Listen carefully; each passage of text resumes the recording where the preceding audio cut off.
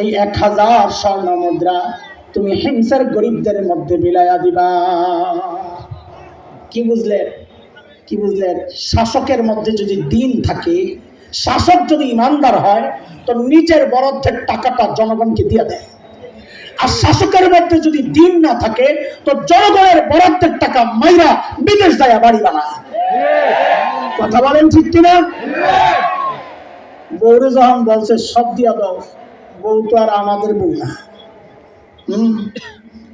আল্লাহ বলা ভাই, যারা বিয়ে করস নাই তোদের জন্য একটা উপদেশ শুনবি নি, উপকারে আসবে। একটা পড়া মুখস্থ কর, কাজে লাগবে। বল আমার সাথে বল, জাসকাল লগে তেসকা।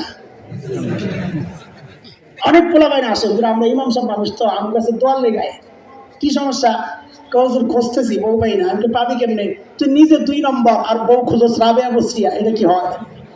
আল্লাহ কি জালেম রে ভাই? তোর মতো 2 নম্বরের কাছে রাবেয়া বসরিয়া রে পাঠাইবো? তুই নিজে যেহেতু 2 নম্বর বউ তালাশ কর, দেখবি মাইয়ার অভাব নাই।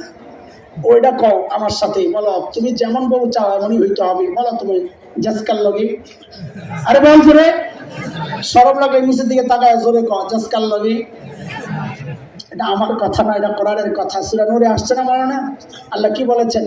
আল খাবিসাতু লিল খাবিসিনা ওয়াল খাবিসুনা লিল খাবিসাত والطيبات للطيبين والطيبون للطيبات